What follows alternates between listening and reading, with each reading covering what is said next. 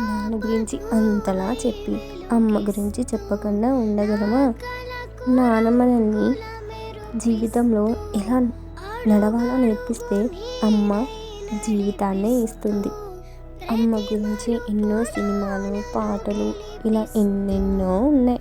అందులో నా ఈ చిన్ని పదాలు. అమ్మ మనం ఏం అడిగినా కాదనదు. మనం కోరిందే మనకి దక్కేలా చేస్తుంది. ఇది మనం అందరిలో చూసేది. కానీ మనకి తెలియని అమ్మ ఉంటుంది తెలుసా? తనకి కూడా కొన్ని ఆశలు, కోరికలు ఉంటాయి. కానీ అవి ఎప్పటికీ తెలియకుండానే ఉంటాయి. అదేదో మూవీలో అమ్మ ఐ లవ్ యూ అంటే ఏమైందిరా నీకు అంటది. చూడండి, ఇలానే ఉంటారు అమ్మలు.